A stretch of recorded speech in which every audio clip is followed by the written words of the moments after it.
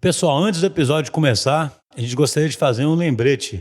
Nós temos agora um canal de comunicação direto com vocês, no qual a gente gostaria de receber feedbacks, mensagens, perguntas, comentários.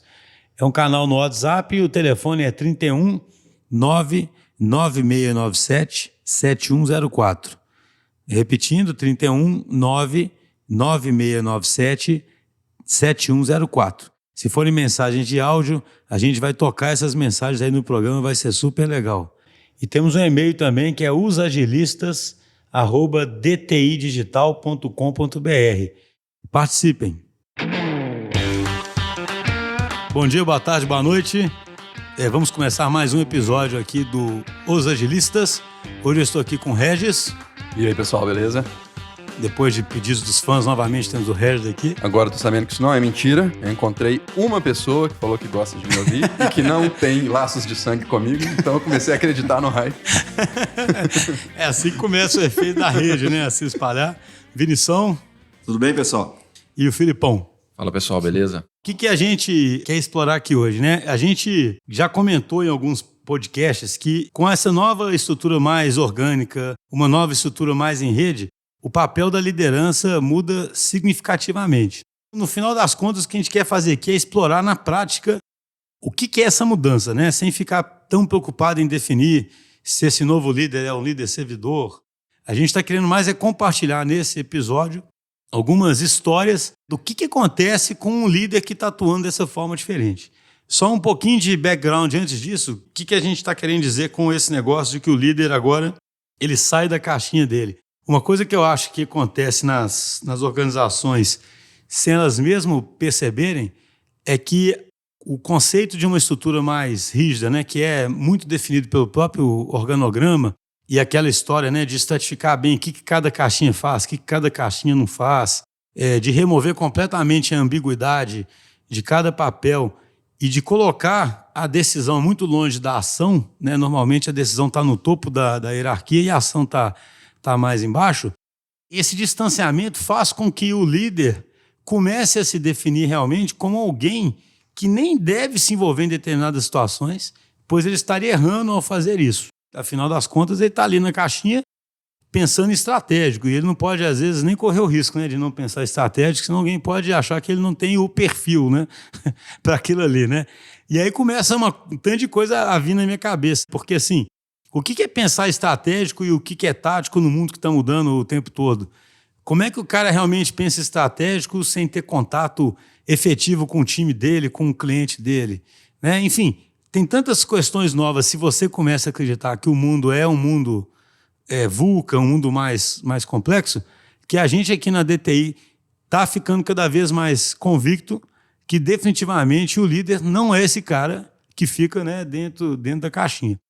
E só uma última coisa antes de começar, né, a colocar o pessoal aí na conversa, isso vai ficando muito concreto para quem está experimentando isso. Por isso que a gente vai fazer um episódio, inclusive, sobre a mudança, né? Hoje eu falo com muito mais propriedade, né, o que é uma empresa mais orgânica, porque a gente percebe isso aqui, uma empresa que tem mais ambiguidade, que as estruturas são mais móveis, que tem mais espaço para as coisas acontecerem e que a liderança tem esse papel aí diferente, que é sobre isso que a gente quer falar hoje, né? Então nós temos aqui o Vinícius cuida de forma mais ampla, digamos assim, da estrutura operacional da empresa, abrangendo inclusive o RH. O Filipão é o nosso... Vou chamar você de quê, Filipão? Estou brincando? Fica à vontade. O Filipão, ele é o nosso maior defensor que existe aqui do flow, né, do agilismo, do lean. Ele encarna isso e diria que é um guardião, mas é aquele negócio. É um guardião totalmente hands-on, que ele vai falar sobre isso. É um cara que tem uma experiência enorme, vasta, e que sente o que está acontecendo dentro das equipes, né? Não é aquele cara que fez um curso aí, chega de fora falando que vai conseguir ser o guardião do agilismo, né, Filipão? E o Regis, ele lidera tribos, ele cuida do papel do relacionamento com o cliente. Então, são três perspectivas diferentes de três líderes diferentes e que, inclusive, possuem estilos diferentes, né? Então, eu queria começar aí com o Vinição. Como é que ele que, né, a gente bem de perto acompanha essa mudança de uma estrutura mais centralizada para uma estrutura mais descentralizada e mais orgânica. Você consegue dar alguns exemplos e falar um pouco sobre isso? Você sente isso também, né? Na prática, essa mudança de como você liderava e de como as coisas têm que acontecer agora. Assim, eu acho que não vale a pena tentar ficar conceituando esse tipo de coisa, não. É mais fácil a gente ir debatendo aqui alguns exemplos, alguns momentos que a gente entende que a gente faz mais essa questão de estar mais próximo, né? Acho que o simples fato da gente estar bastante presente nos momentos de reflexão dos times, que são normalmente as CETOS, as RDNs, as reuniões de desenvolvimento de negócio, a gente consegue fazer um papel aí de sabatina muito forte e muito com a maior parte da nossa liderança tem uma legitimidade muito grande pelo fato de ter vivido de fato em outros papéis aí a guerra lá nas trincheiras mesmo. Então a gente não fica falando da teoria, né? O Filipão, por exemplo, ele não vai ficar falando de agilismo baseado uma coisa que ele leu, ele nunca fez. Então ele consegue ter a legitimidade ali perante o time, de ter vivido aquilo ali, de ter passado situações que ele não sabia muito o que fazer, de ter visto problemas que se arrastam, né? Por exemplo, em crises que a gente já passou por aqui, eu já vi muito o Filipão, por exemplo, chegando próximo do time, a primeira coisa que ele monta é um quadro de gestão à vista. A primeira coisa que ele faz é proíbe o time de gerar mais work in progress, né? E ele começa a fazer aquilo ali, começa a sentar do lado do time e mostrar, exemplificar, e o time vai sentindo a confiança que as coisas começam a convergir, né? Outras coisas também que normalmente a liderança faz, como a gente convive já num ambiente de muita ambiguidade, tem hora que essa ambiguidade chega em níveis muito grandes, às vezes com pessoas mais novas, então você percebe que as pessoas começam a ficar desorientadas, então você começa a falar assim, putz, nessa situação aqui eu acho que é melhor a gente reduzir a ambiguidade, é melhor prescrever um pouquinho mais que cada pessoa deveria fazer em determinada situação. Na hora que você viu que a maturidade já foi retomada, você volta, né, que a gente gosta de conviver um pouco com essa ambiguidade. Ô, Vinícius, só um comentário, porque eu não sei, né, essa RDN aí que o Vinícius comentou, né, é uma reunião que se faz com a tribo, né, que eu acho interessante, que alguém que está ouvindo pode falar assim, mas que você comentou assim, né, a gente faz sabatina, o cara fala, eu também faço, né, mesmo, né, um líder que está na caixinha lá, eu também faço. A questão aqui é que essa reunião, eu diria o seguinte, duas coisas a se destacar muito forte. Primeiro, as pessoas que estão na reunião, não existe uma organização tão hierárquica na reunião. Vai mais gente que está lá por experiência, por competência, por ter sentido que ela vai agregar, né, naquela reunião. E a reunião é uma conversa muito... né, a tentativa é que seja uma conversa muito aberta e muito colaborativa para que se tome as melhores decisões naquela reunião. E não alguém dando satisfação para um chefe, né?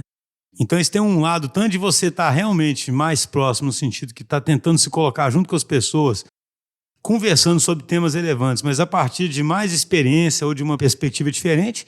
E tem um outro lado que eu acho legal, que tem a ver com estrutura em rede, que é a criação de muito mais conexões, né? Uma coisa que eu gosto muito de estar participando dessas reuniões é que a empresa hoje, com mais de 600 pessoas, é uma forma de a gente conhecer muito mais gente, né? Do que a gente simplesmente...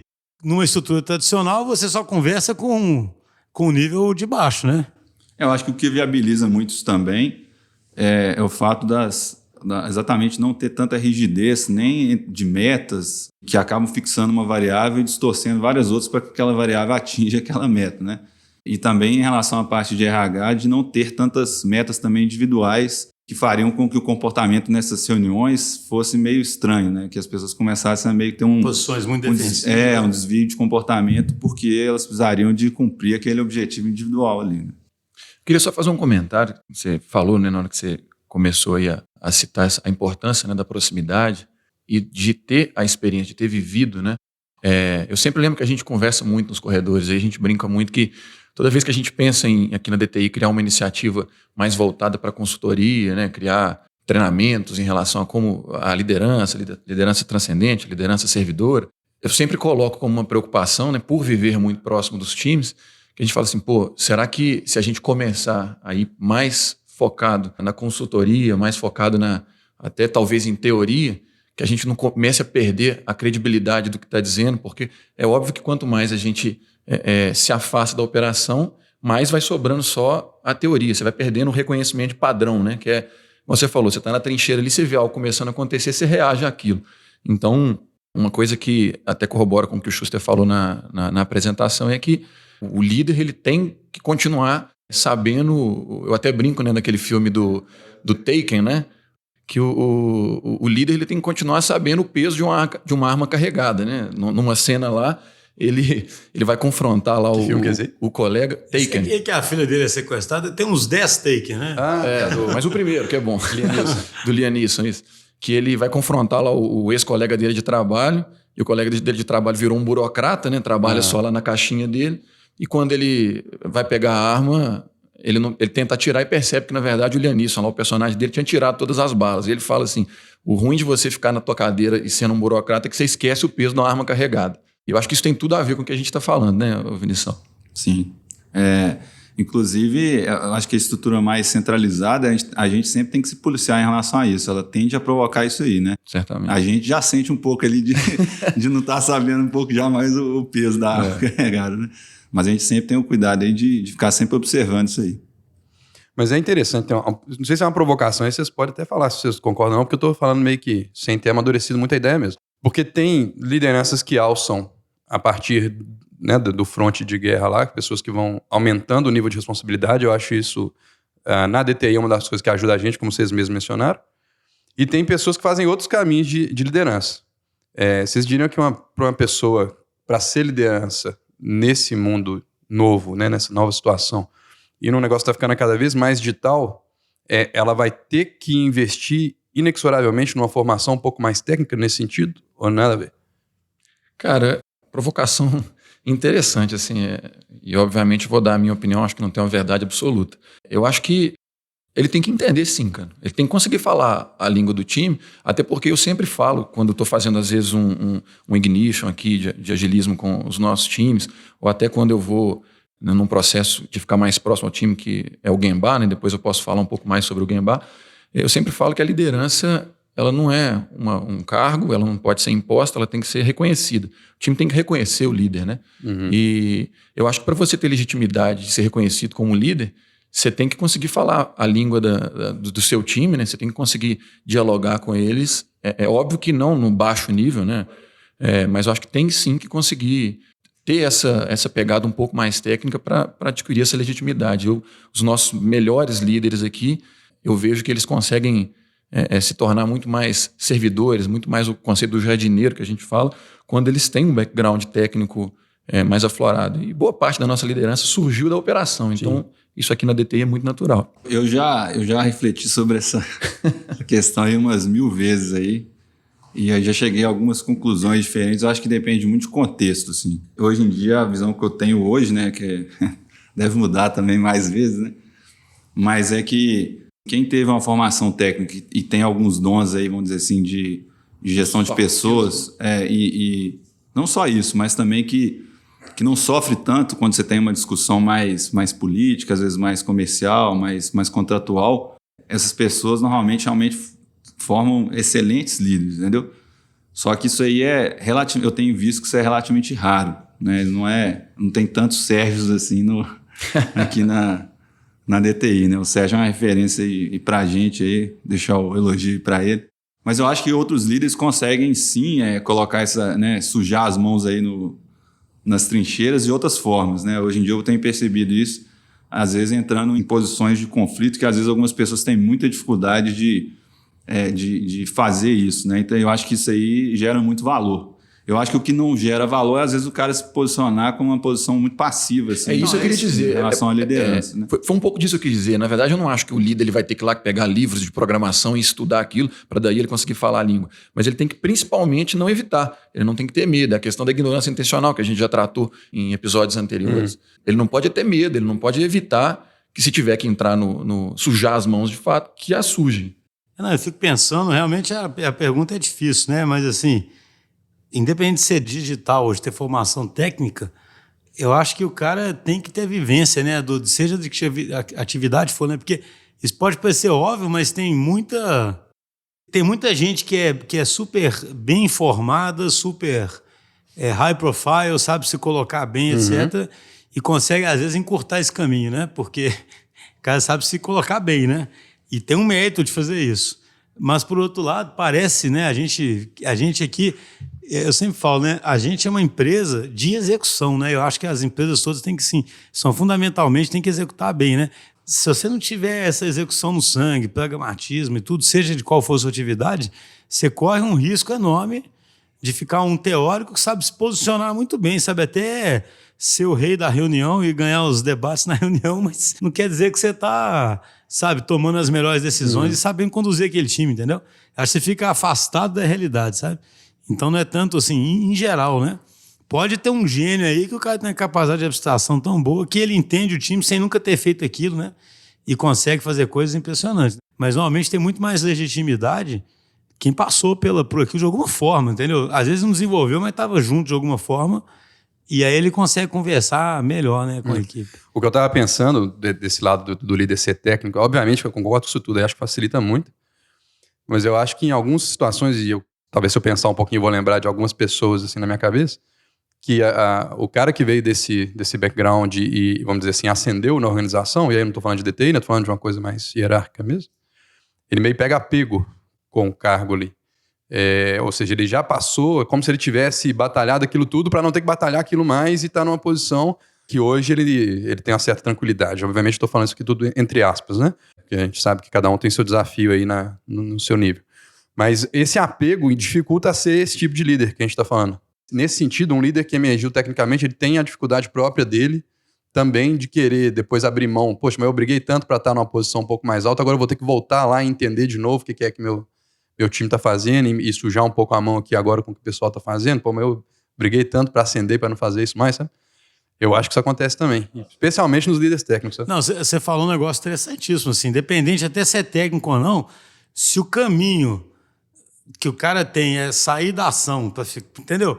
O cara é impulsionado para fazer o seguinte, cara, na medida que você vai subindo, você vai saindo da ação e vai ficando mais longe das coisas mesmo. Ele não quer voltar a ficar perto da ação de jeito nenhum, porque seria um retrocesso, né? Exatamente. E aí, assim, só que é igual a gente comentou aqui, a gente estava conversando no podcast, a ação não significa necessariamente que o cara vai estar lá fazendo as coisas todas, etc, não.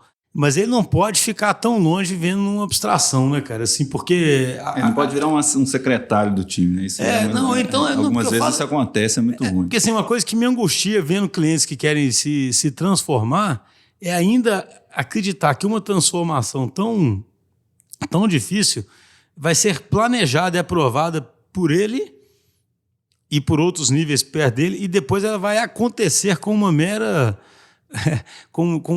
questão de seguir aquele plano, entendeu? Uhum. Então, a questão da máquina azeitada, né? Você bolou a máquina azeitada ali, é só você mexer ali mas o que é o pior? Set point ali, pronto. Então, mas se antes uma máquina azeitada funcionava, você podia até acreditar nisso. O cara agora não é uma máquina azeitada que ele está procurando, né?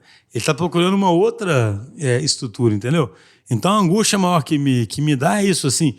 A gente vê muito em clientes, eu acho que isso aí é isso que eu acho que talvez seja a principal tema que eu, pelo menos, gostaria de levantar aqui, é como se fosse uma certa ingenuidade, entendeu? Ou talvez o que o Regis comentou, né? Toda a trajetória do cara cristalizou ele tanto naquela posição ali, que a forma que ele aprendeu que ele age é simplesmente aquela de ser alguém que participou daquela decisão de transformar, deu algumas orientações e a partir dali a coisa vai acontecer com a mínima interferência dele, né? Vocês sentem isso? Eu sinto muito isso, entendeu? E não assim, ele estar mais próximo de alguma forma para poder ter legitimidade, para sentir o que está acontecendo, derrubar alguns obstáculos que estão impedindo essa mudança e principalmente sentir o que está acontecendo para poder responder, né? Porque o sense responde é interno também, né? É uma conversa, é a empresa com o mercado e todo mundo com todo mundo, né? O que vocês acham disso? Eu estou complicando. Não, eu acho que essa palavra que você falou aí, a gente estava falando um pouco dela fora da gravação aqui, é a palavra legitimidade, né? Assim, o tanto que o líder tem legitimidade para ainda entrar no circuito de alguma forma sem causar distúrbio e sem ser ilegítimo, né? Sem ele estar forçando alguma coisa ali em cima do time e provocando comportamentos, inclusive, que o Vinição mencionou, que às vezes até aparecem em RDN, dependendo do nível da sabatina.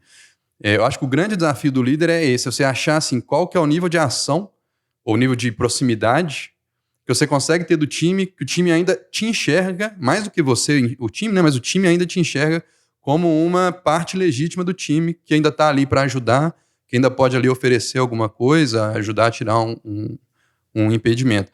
Se serve, né, como alguma orientação aí, pessoal que está escutando, eu diria que esse é o grande desafio, você achar esse ponto em que você já não interfere tanto mais, porque ele não está, né, na sua alçada mais, mas que você ainda tem legitimidade de contribuir. Concordo bem com o que o Regis falou, acho que a questão é a sintonia aí mesmo do quanto você, né, desse ajuste fino disso aí, porque acho que um dos piores cenários que tem é quando você realmente fica bem distante, você se sente legitimado por causa da hierarquia, vamos dizer assim, que seria muito mais uma questão aí, nesse caso, mais de autoridade mesmo, e você define determinadas coisas e acha que, tipo assim, que tem que ser daquele jeito e nem dá o espaço para as outras pessoas. Então, nesse caso, tem as duas coisas ruins. Você está distante e ainda não está ajudando tanto, está sem uma legitimidade orgânica e ainda está definindo tudo que tem que ser feito, está prescrevendo tudo. Então, realmente tem que tomar esse cuidado, tipo assim, também para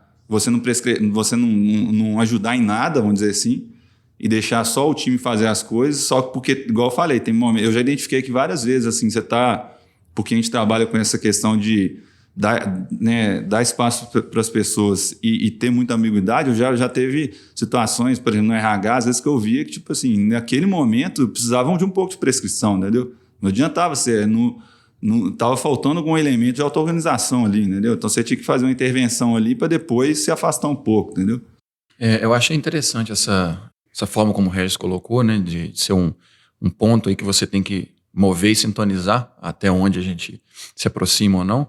E eu acho que essa é se isso fosse um dial, né, um botão, ele deve ser sintonizado. Em alguns momentos você vai empurrar mais para um lado, em alguns momentos empurrar mais para o outro. Por que eu estou falando isso, né?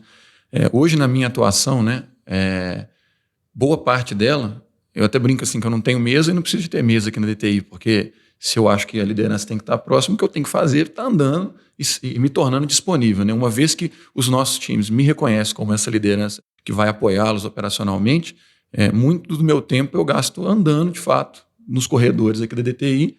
É comum algum squad me chamar e ali começa, né, eu vou sintonizar, eu vejo quanto eu vou aproximar ou não, dependendo de qual é o problema que o time está me relatando. E aí eu aproveitar para pegar esse gancho para retornar o conceito aqui do Gemba, né, que para mim é um momento onde a gente talvez leve esse ponto para uma proximidade maior. O Gemba, só para conceituar o que é a palavra, né, em japonês, Gemba significa o lugar de valor, ou lugar de fato, né?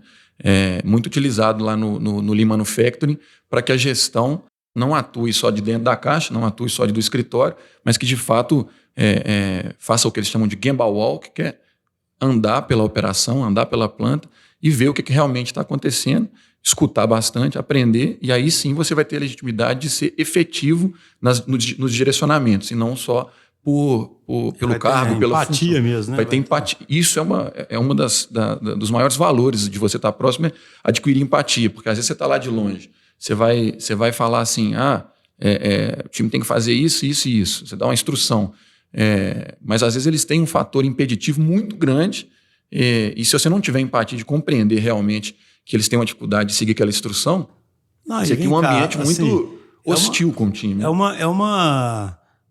Imagina assim um exemplo, né? Se a gente fizesse gestão das tribos simplesmente olhando relatórios, que é o que o japonês critica, né? Quando Exatamente. o Lean, né?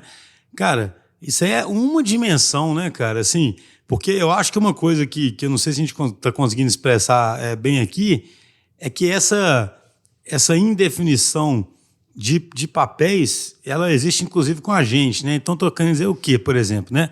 É muito comum que numa estrutura tradicional você saiba exatamente que esse assunto poderia ser levado ao CEO. O assunto tal ao diretor de operações, né? O assunto tal a não sei quem, entendeu? E aí você já exclui, né, automaticamente vários assuntos daquele cara, porque fala, aquilo não é coisa que eu devo levar ali. Quando você vai dentro de uma tribo, vai dentro de um squad e se coloca disponível, além de você, primeiro, ter uma visão muito mais completa do que está acontecendo do que qualquer relatório pode dar. Você pode usar o relatório como complemento, né? Mas você está ali olhando com as pessoas, etc. Você está criando oportunidade de interações que não aconteceriam, entendeu? Eu acho que uma diferença que existe nesse tipo de gestão muito grande é isso, sabe? Você tem, sabe, assim, eu tenho a posição de CEO da empresa, por exemplo, né? Aí tem empresa, sei lá, o CEO nunca discutiria com um sujeito, sabe? Você está numa IDN e surge um milhão de assuntos. Alguém pode pensar, não, mas que perda de tempo, né? O CEO tem que estar pensando estrategicamente, as relações institucionais, porque está ali discutindo aquilo. Não é o que a gente acredita, concorda? Eu queria trazer Mas esse a gente elemento. sempre fala, né? Assim, o CEO tem que cuidar da estratégia, sim, mas ele tem que receber insight tático e operacional para poder sintonizar a estratégia. Poxa, né? E talvez nem faça mais diferença essa... não faça diferença essa estratificação de tática operacional e estratégica. Né? Não, o cara tá no dia, ele tá sentindo o clima lá e tá respondendo. Não, e aí o que é só para assim, eu acho legal do podcast, na conversa surge os insights. Para mim fica muito claro, né? No momento que você está preparando as tribos para elas serem sense responde, elas têm estratégia, elas têm tática, elas têm operação. Então, essas conversas são fundamentais e elas podem ajudar a tribo a criar insights, como a tribo pode trazer insights que você leva para outra tribo ou leva para a estrutura da empresa, né? Eu falo assim, não existe a priori essa limitação. Então é claro que alguém pode até julgar que num dado momento aquilo foi uma perda de tempo, mas isso tem até o Vinição, que é mais estudioso disso, né? Em sistemas vivos sempre temos redundância e desperdício, né, Vinição? O velho, vamos dizer assim, contraponto entre eficiência e eficácia, né? Tipo assim, realmente não é uma estrutura talvez muito eficiente, né? Mas talvez seja muito eficaz, né?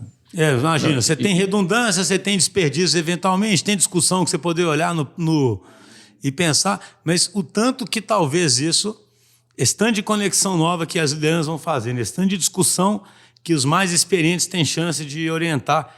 Qual é o efeito invisível disso, né, cara? É isso que eu ia falar. Qual é o efeito invisível? Eu ia falar exatamente isso. Qual que é o efeito de médio e longo prazo, que é muito difícil de medir aí disso aí? Do que você limitar e pensar, não, eu sou muito importante e aí eu tenho Qual é o efeito, por exemplo, de inspirar alguém, né? Por exemplo, qual é o efeito de uma RDN você inspirar uma série de pessoas ali por estar presente, por estar sujando as mãos ali de certa forma, né? Você não quantifica a provocação que você faz, a resposta que a pessoa faz, né? E no relatório você não faz isso. Uma coisa interessante que tem a ver com isso que vocês falaram, que eu sempre falo em relação aos nossos ritos, né? A importância dessa liderança com experiência, estando ali conversando e recebendo direto da fonte, né? O que está acontecendo na operação, ainda que não se gere nenhum plano de ação, ainda que não se defina ações concretas, a própria discussão e a liderança sabatinando, conversando e recebendo essa informação da fonte, já gera alteração de comportamento. Você pode não ter feito nenhum plano de ação, pode não ter definido nada no papel, mas só daquilo ali ter emergido, aquela discussão ter acontecido, você já gerou alteração de comportamento. Sistemas complexos adaptativos humanos, né? Qualquer experimentação, né, já gera é só o efeito, imediatamente. Né? O efeito do que a gente está fazendo lá dos novo formato lá do cheque de execução, né? Se você puder contar um pouquinho rapidamente aí. Sim, não. Esse cheque de execução é um dos ritos que a gente tem vamos dizer assim, de redução de risco operacional para tentar reduzir a probabilidade de que os nossos squads entrem em crise. Eu gosto de usar a palavra de redução de risco, porque falar assim, evitar, garantir que não acontece, isso não existe, né? Felipe, agora você me deixou preocupado. Eu também, nunca soube. Mas então, a gente bolou essa ideia de tentar aumentar a legitimidade da avaliação do time em relação a como eles estão operacionalmente, se estão seguindo ou adaptando objetivamente as poucas prescrições rituais que a gente tem de processo, de flow, e a gente no passado tinha uma liderança fazendo essa proximidade e fazendo essa sabatina. E a gente percebeu que em algum momento isso se tornou muito burocrático e principalmente se a gente está dizendo que essa liderança tem que ter uma experiência, tem que ter vivido aquilo lá, a gente percebeu que quando a gente cresceu muito, descentralizou, não é simples você ter essa liderança com experiência fazendo essa sabatina. Então a gente reverteu para um formato em que o próprio time se sabatine. Inclusive, o próprio time se avalie. Inclusive com a liderança mais experiente da tribo participando. Né? Que aí tem a ver com a questão da proximidade. E foi muito interessante, porque a gente bolou algo, depois que a gente chamou até de check poker, né? Que é parecido com um planning poker aí da Scrum, onde o time vai se sabatinar individualmente e depois eles vão entrar num consenso em relação a qual é a gradação que eles entendem que o time está em cada uma das esferas que a gente acha importante. E isso é muito curioso, porque eu sempre falo com os times, olha, todo processo, todo rito, ele vai ficar burocrático se você o realizar, definir planos de ação e não conseguir cumprir os seus planos de ação. É um erro comum é a definição de nós temos um problema em 5 esferas, então vamos decidir um plano de ação para cada uma delas. No próximo ciclo a gente avalia o que a gente conseguiu fazer desses 5 planos de ação. Nenhum deles. Isso vai gerar frustração. Eu falar, esse rito não serve para absolutamente nada. Então eu sempre falo assim, olha, é um ponto, é um plano de ação no máximo e vocês vão garantir que aquilo aconteça.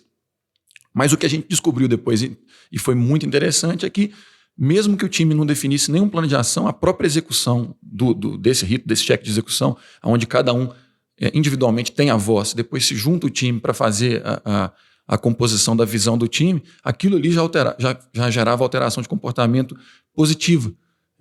Nós estamos com um problema na daily. Não se definiu um plano de ação concreto para como ia melhorar a dele, mas só daquilo ter sido dito e o time inteiro legitimamente, junto com a liderança, falou sobre aquilo, eu já vi times que melhoraram sem que buscassem isso objetivamente. Mas olha só, para ficar bem no ponto do podcast, isso me remete a um negócio interessante, que é o quê? A gente fala de sistema vivo, sistema adaptativo, sistema complexo, humano, etc.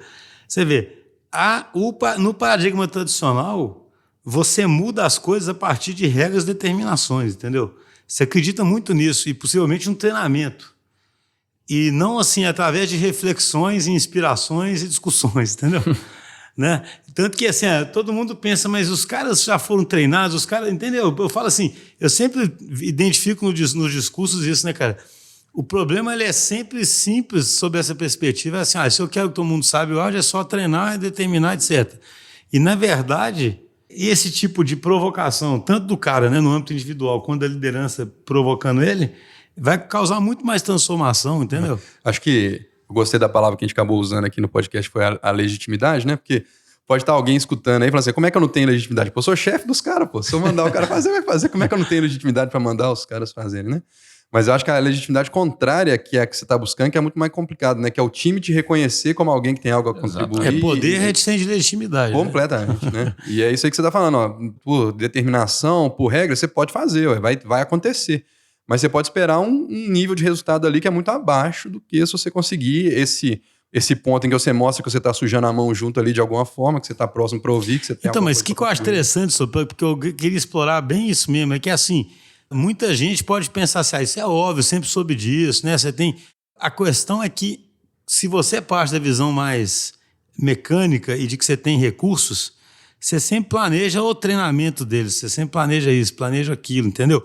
Se você acredita que isso é gente, que você vai ter que conversar, cada um vai responder de um jeito diferente, cada um vai ter um insight maior diferente, você começa a perceber claramente por que você não desperdiça seu tempo estando mais presente e conversando, entendeu? Vocês não concordam, não? Entende? Concordo. Porque se você parte da premissa lá do alto que, se eu planejei, isso parece até aquela piada que a gente faz com o próprio ágil, né? Se eu planejei, detalhei, o que pode dar errado, né? Tipo assim, né? Se eu preciso botar 50 caras aqui agora. Se eu planejei certinho como é que eu vou botar os 50 caras. Produtividade de cada um. Eu tenho que chegar na produtividade tal em tanto tempo. Para isso eu preciso treinar eles nisso.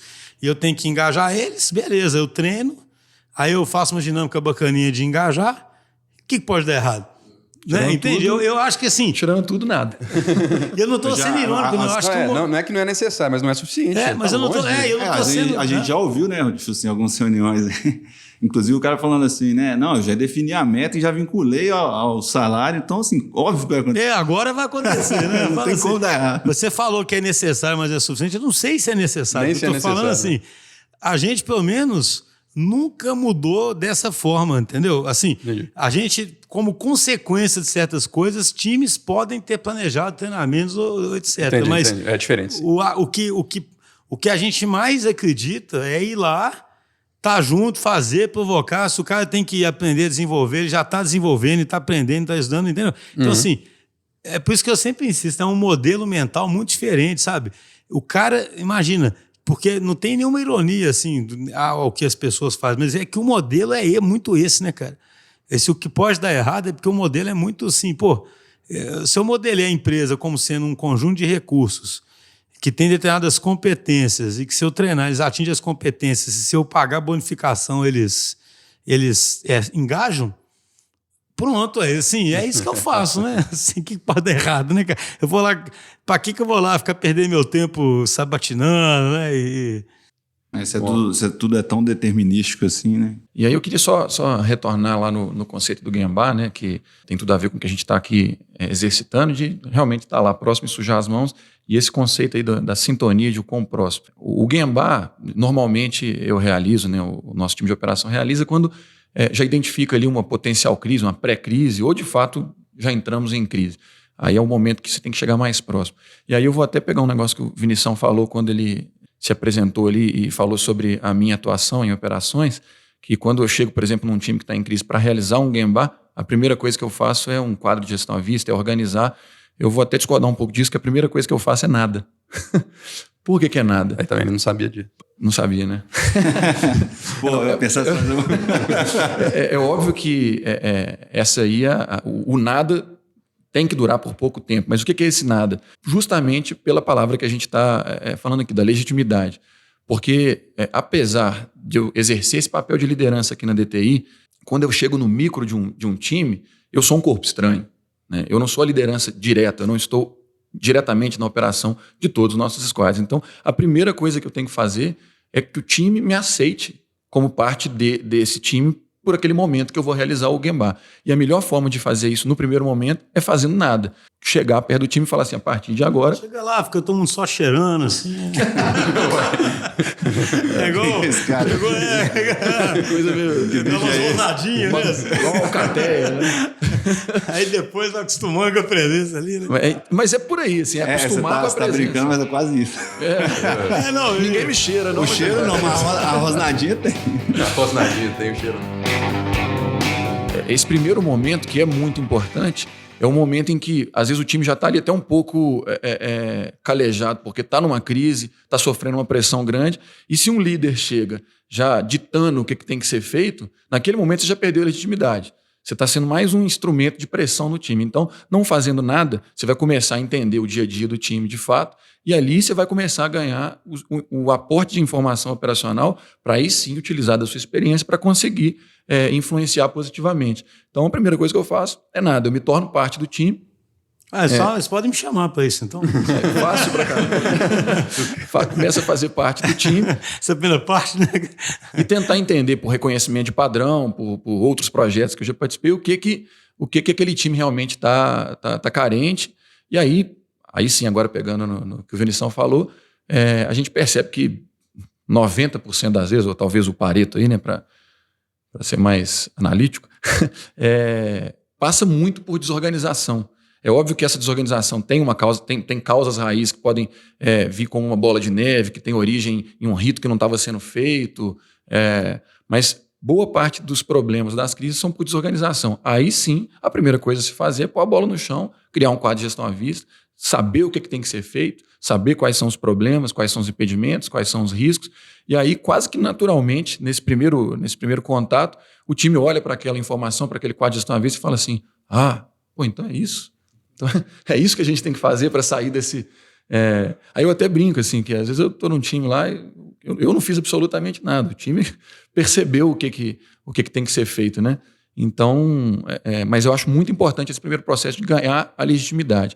E dependendo do nível do problema, dependendo do nível de reatividade do time, porque tem times que quando a liderança se aproxima, fica reativo, porque não quer dar a verdade, porque às vezes está com medo de falar o que realmente está acontecendo, e a partir do momento que eles começam a te reconhecer como parte, né, do bando, essas informações vão soltando, vão sendo entregues.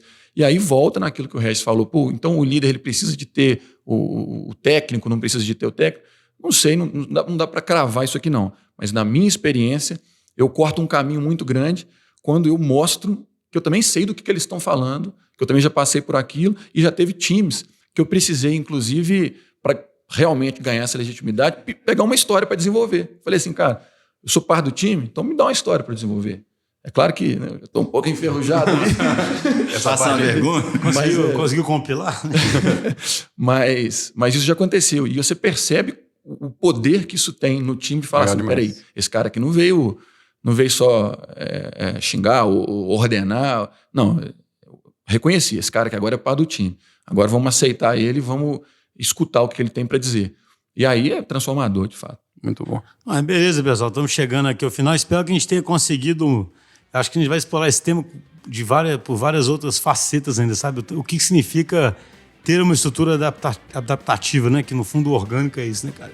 Significa, entre outras coisas, que a gente discutiu hoje. Uma liderança que atua diferente e que tem uma visão de mundo diferente e que dá valor para umas ferramentas que não são exatamente as tradicionais. Isso aí, um abraço, até a próxima. Falou, pessoal. Obrigado. Até mais, pessoal. Valeu, pessoal.